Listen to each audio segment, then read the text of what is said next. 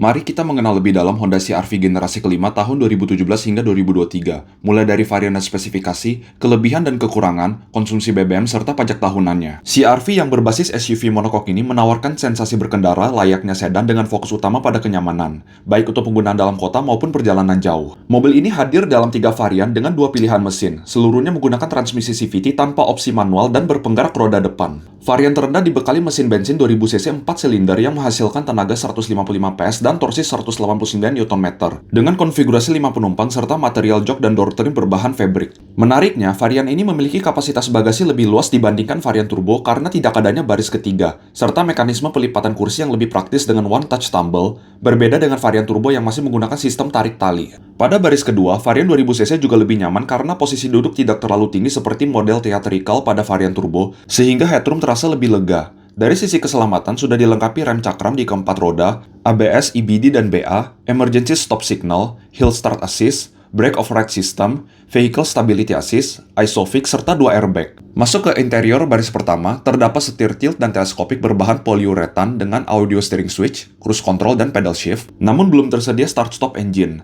Dashboard dan door trim menggunakan material soft touch berbahan fabric, speedometer masih kombinasi analog, serta tersedia pengaturan spion retract dan power door lock di sisi pengemudi dan penumpang. Lalu pengaturan jok depan masih manual dengan height adjuster untuk pengemudi, armrest bisa digeser, head unit aftermarket Kenwood 7 inci yang sudah mendukung Bluetooth, smartphone mirroring, dan kamera mundur, serta AC analog single zone.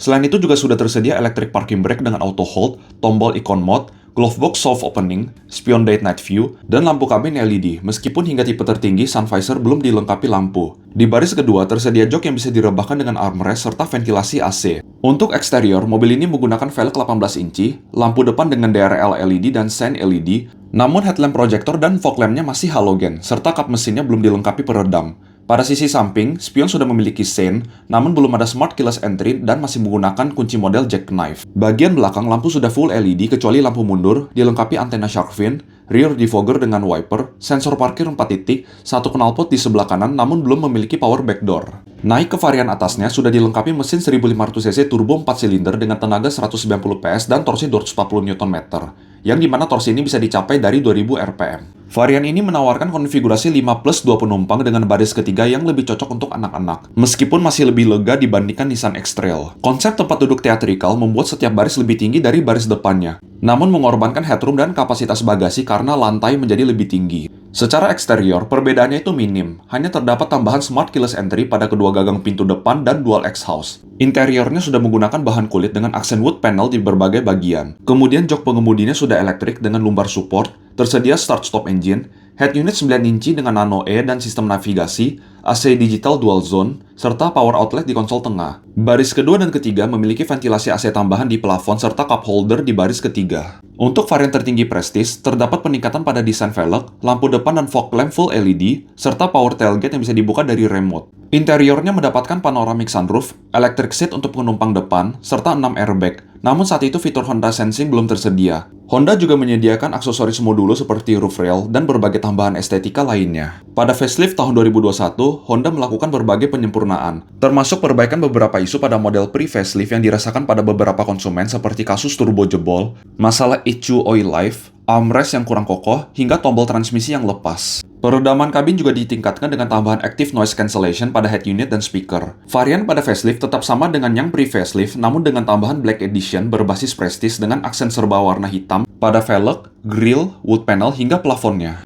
Varian 2000cc mendapatkan upgrade cukup signifikan seperti headlamp LED, fog lamp LED, smart keyless entry, 6 airbag, start-stop engine, auto headlamp, serta head unit yang belum OM namun sudah mendukung Android Auto dan Apple CarPlay. Ditambah 2 port USB untuk baris kedua. Varian turbo non-Prestige kini memiliki tampilan eksterior serupa dengan Prestige dengan ubahan pada desain velg dan knalpot. Lalu untuk sisi interior terdapat penyegaran dengan speedometer full TFT 5 inci, voice command, auto wiper, head unit OM yang memiliki respons, resolusi, dan audio yang lebih baik dibandingkan pre-facelift namun teknologi Nano E dihilangkan. AC terintegrasi dengan head unit, 2 port USB pada konsol tengah, serta fitur walk-away lock yang otomatis akan mengunci pintu ketika jalan menjauhi mobil. Pada varian Prestige terdapat penambahan berupa remote engine start, kick sensor untuk power tailgate, serta sen LED sequential. Pembaruan paling signifikan adalah hadirnya Honda Sensing untuk menunjang kenyamanan dan keamanan dalam berkendara serta mengurangi resiko kecelakaan, yang mencakup fitur radar seperti lane keeping assist, road departure mitigation, auto high beam, dan collision mitigation braking system. Salah satu fitur radarnya yang paling menarik adalah adaptive cruise control dengan low speed follow. Karena ini membuat cruise control tetap aktif bahkan pada saat kecepatan 0 km per jam, jadi sangat berguna saat macet atau situasi stop and go. Fitur-fitur radar ini dapat diatur sensitivitasnya atau dimatikan jika diperlukan. Namun beberapa fitur yang seharusnya ada untuk mobil di kelasnya itu absen, seperti kamera 360, blind spot monitoring,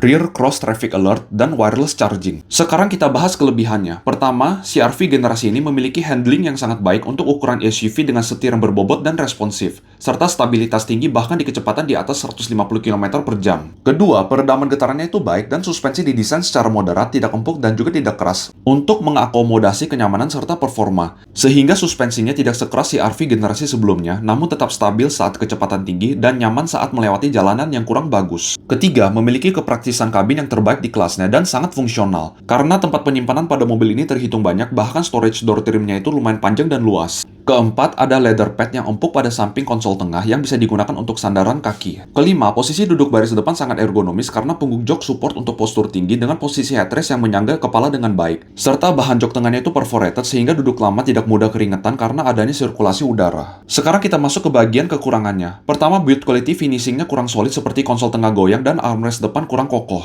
Kedua, untuk varian turbo, karena baris kedua itu posisinya lebih tinggi, itu membuat headroomnya berkurang drastis, meskipun legroomnya lega. Ketiga, kekedapan kabin termasuk kurang baik untuk sekelas mobil premium, apalagi untuk yang sebelum facelift. Keempat, kualitas audio terhitung biasa aja. Khususnya untuk varian turbo sebelum facelift itu head unitnya suka ngehang dan nge-lag, serta resolusinya kurang baik. Kelima, ada beberapa bagian yang dinilai pengoperasiannya itu relatif berat dan tidak praktis, seperti pelipatan jok baris kedua untuk varian turbo, serta buka tutup pintunya itu butuh tenaga ekstra. Dan yang terakhir, mesin turbonya dikenal memiliki umur oli yang relatif pendek, karena oli standarnya 0W20 tidak cocok untuk iklim negara tropis, sehingga biasa terjadi penguapan berlebih. Biasa disarankan untuk menggunakan viskositas alternatif berupa 5W30 untuk mencegah penguapan oli namun tetap menjaga pelumasan menyeluruh. Untuk konsumsi BBM, varian 2000cc dan 1500cc turbo perbandingannya bisa dilihat melalui tabel ini. Keduanya bisa dibilang irit karena dibantu oleh transmisi CVT, serta bisa lebih irit lagi jika menggunakan Econ Mode. Untuk pajak tahunannya berada di kisaran 5,8 juta hingga 9,9 juta rupiah. Semoga informasi yang disampaikan bisa membantu kalian bagi yang hanya sekedar ingin tahu maupun yang berencana meminang mobil ini. Silakan tulis pendapat kalian mengenai mobil ini di kolom komentar, dan jangan lupa untuk like, komen, dan subscribe agar tidak ketinggalan informasi menarik lainnya seputar dunia otomotif.